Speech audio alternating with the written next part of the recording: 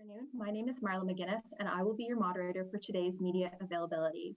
Before we begin, I'd like to share that public school classes are canceled for Monday, September 26th in the Halifax Regional Centre for Education, Cape Breton Victoria Regional Centre for Education, Strait Regional Centre for Education, Chignecto Central Regional Centre for Education, and CSAP in its northern and metro groups are also canceled on Monday. We do not have a participant from our school system here today, so if any reporters have questions about school closures, please follow up with me after the news conference.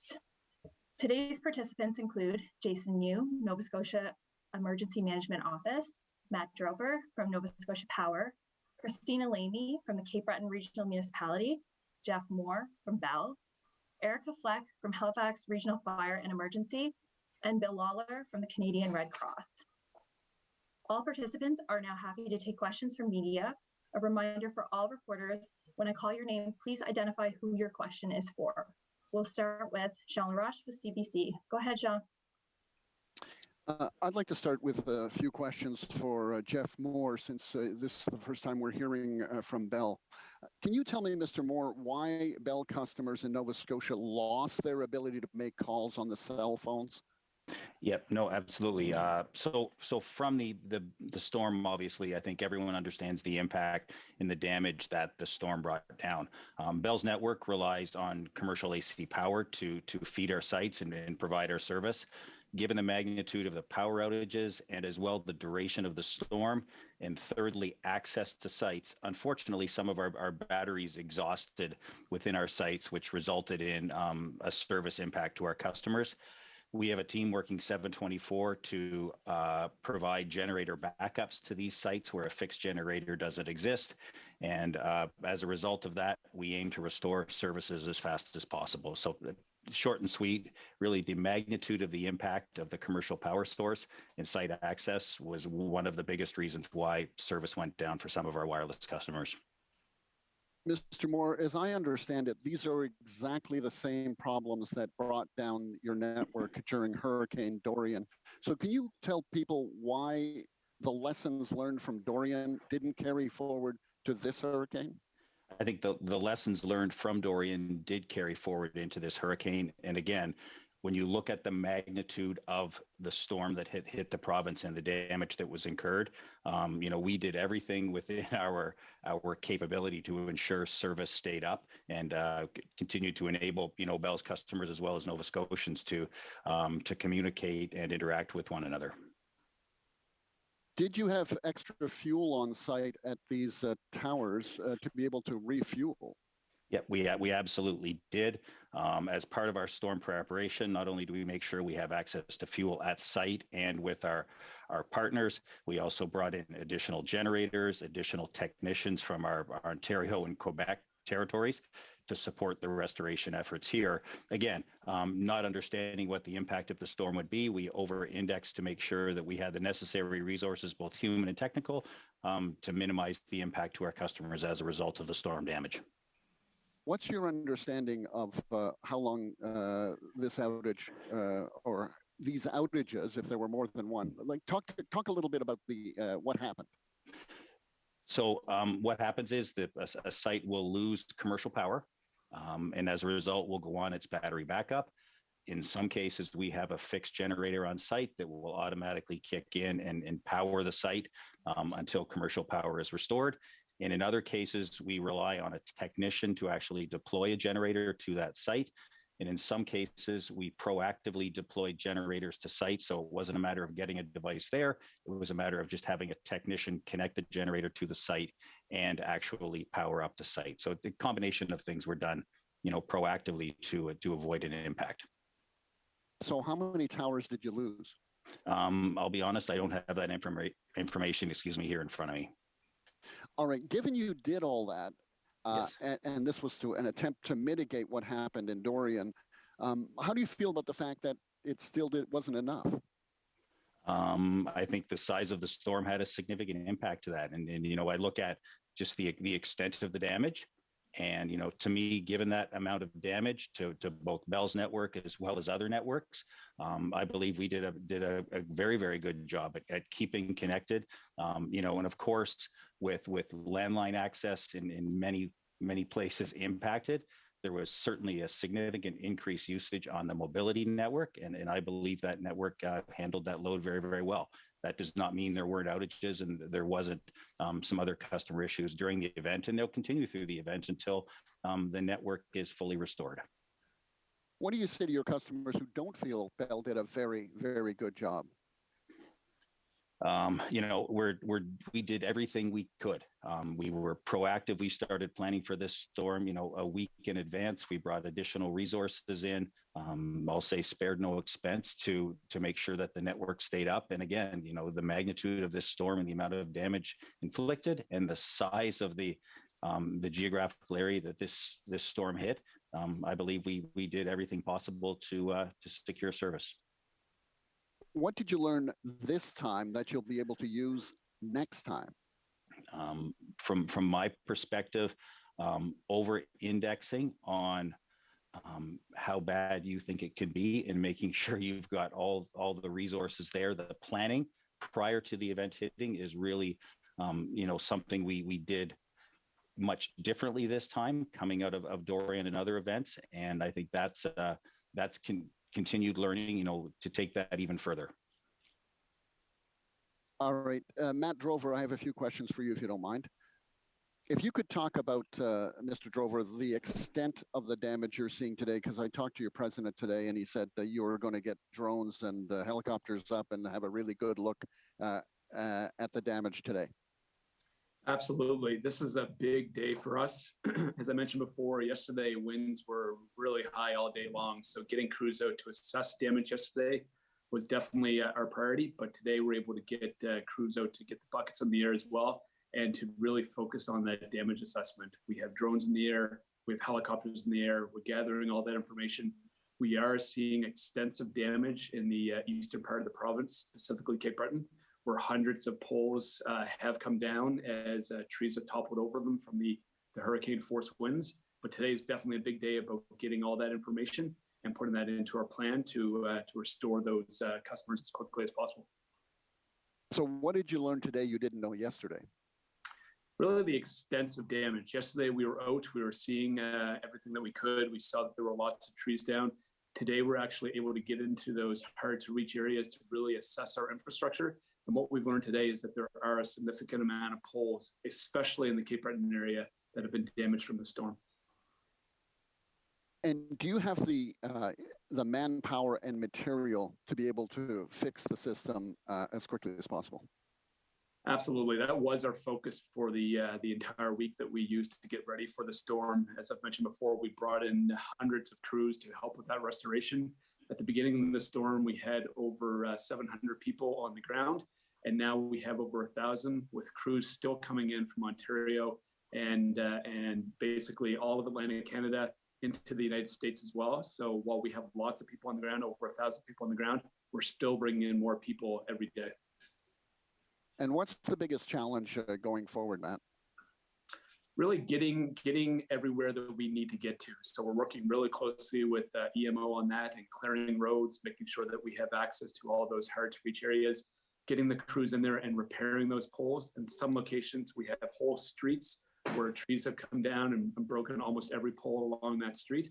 And we're using all those additional crews that we brought in, as well as the EMO assistance, to really make sure that we get those poles back up in the air as quickly as possible. NSP talked about the modeling that went into this going into the storm. How does the reality compare to the modeling you did? What was really important about this storm was that forecast that we were seeing. All the forecasters are talking about this being a generational storm, really something that had the intensity of one and the size of Dorian. And that's what we planned for. And we had our plans ready for that magnitude of storm. And that's what we've seen. All right, thanks, Matt. I have a couple of questions for Bill Lawler, Canadian Red Cross. I wondered, Mr. Lawler, what is the Red Cross doing? And we talked about, or the Prime Minister talked about matching donations. So if you could talk about the money that's needed or has come in and what you hope to do with it.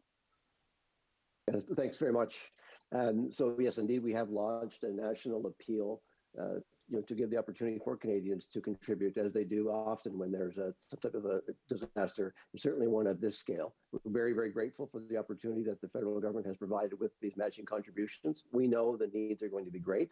We also know that there will be some government assistance programs that will be implemented over time, as there are, again, with any such massive disruption and displacement of individuals. Currently, we are working with all 4 provincial governments to determine what are the needs. They may be obvious, but there are some folks who are remaining home. They're sheltering in place, even if they don't have power. They do have a place over their head. And because of the mild temperatures that we're experiencing right now, we expect that number to remain relatively high in terms of those who will remain in the home in which they live, their primary residence. Or in some cases, people may have a secondary residence, such as a cottage that was not damaged, but their primary residence was, so they're not necessarily coming to us. Throughout, I guess, the region, we've had to date 266 individuals have registered with the Red Cross, so they've called that phone number or they've done so online where they were able to. And although that's relatively low, this is the first day.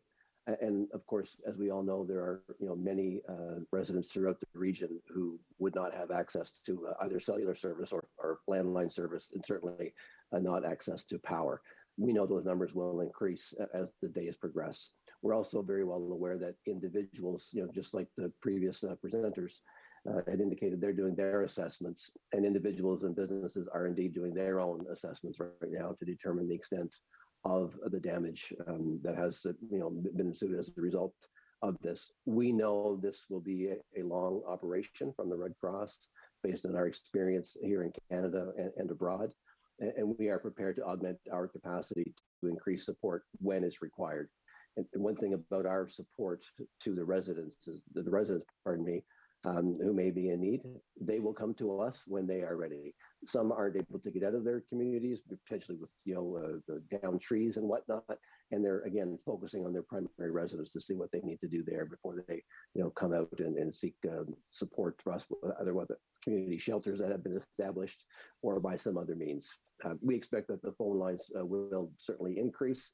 And online registration will as well once the other utilities have been restored. Just to give a quick example, in Nova Scotia directly, we had 176 individuals spend the night in our various shelters throughout the province. So that may lower tonight, and it may increase. It's going to go up and down as the situation unfolds and people get a sense of, is my home structurally sound and safe to stay in?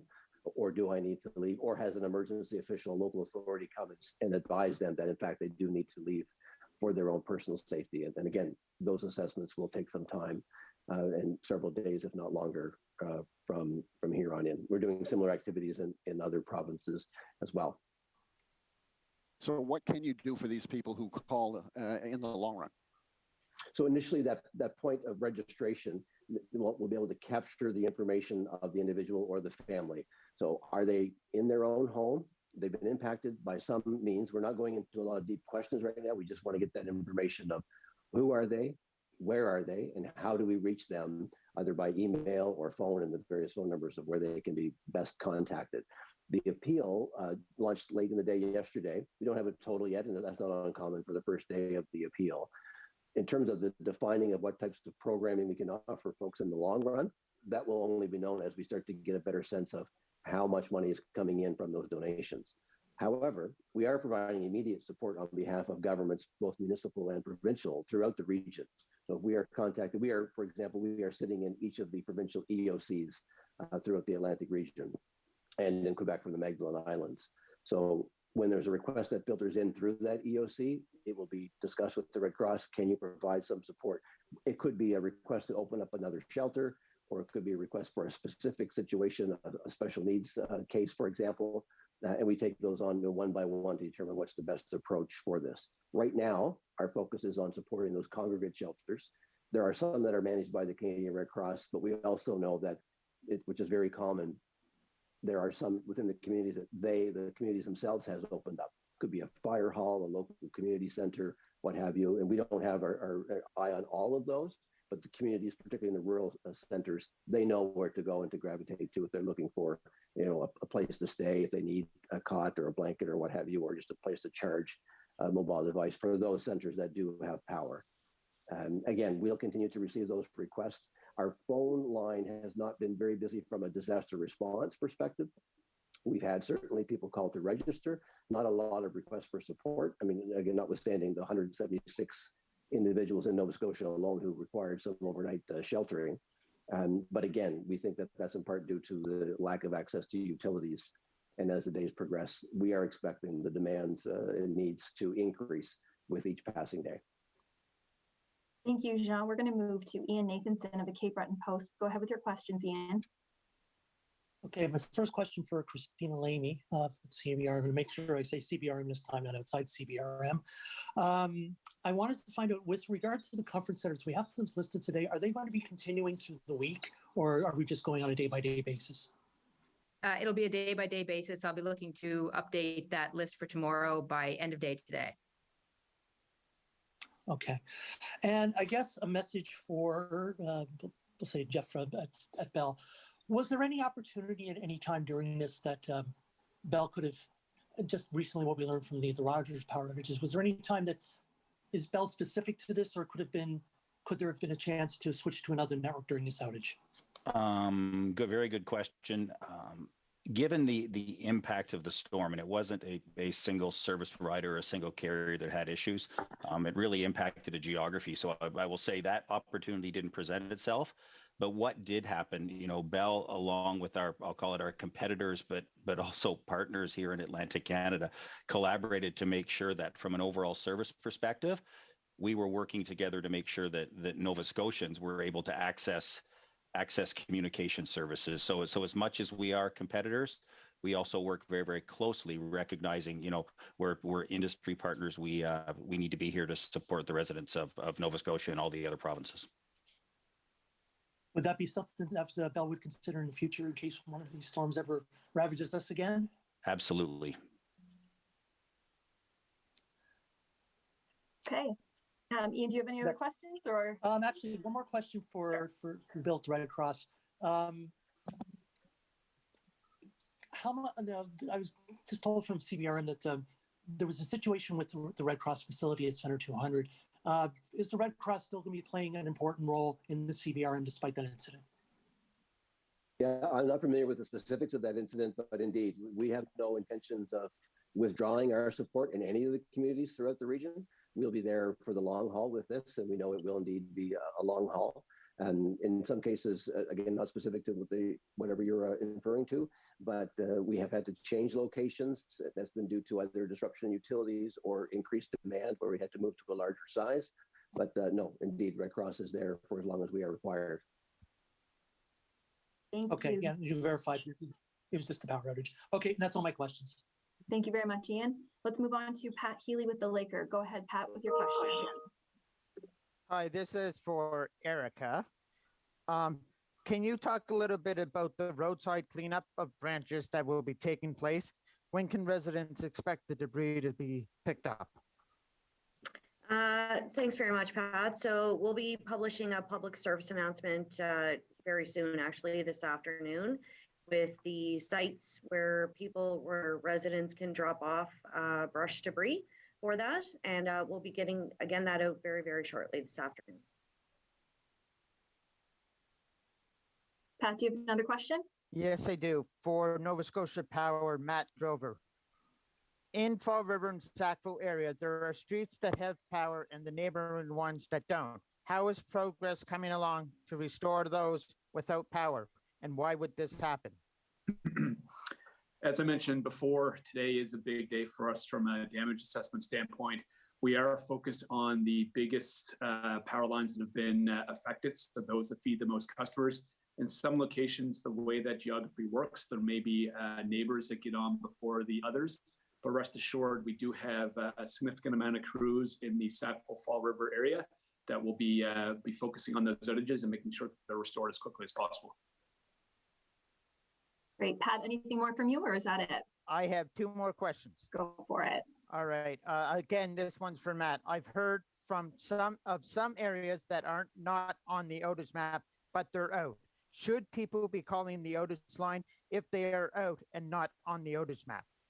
Absolutely. Sometimes when people call in, that may occur. It is a rare occurrence, but if it does happen, please call back and log your outage again. You can also post your outage on our outage map. So if you go to our external outage map, there's information there where you can post your outage, and that'll get up on the outage map as well. But if your outage isn't showing, please call us and let us know. And my last question, sorry, Marla. And my last question is for Erica. Why were no conference centers opened in the Fall River area? The closest one for residents of Fall River, Wellington area is Beaverbank or Acadia Hall in Sackville. Just, is there an explanation to that?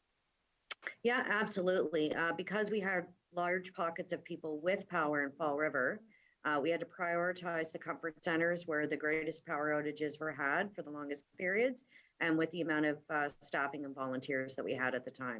And we continued to adjust those multiple times a day. Thank you very much. Great. I understand Jean Laroche with CBC has a few more questions, so we'll jump back to him. Go ahead, Jean. Mr. Lawler, how much money has the Red Cross raised as a result of their appeal? I don't have that total since we just launched the appeal yesterday afternoon and being the weekend. We've certainly had some outreach from corporations, as an example, who have pledged.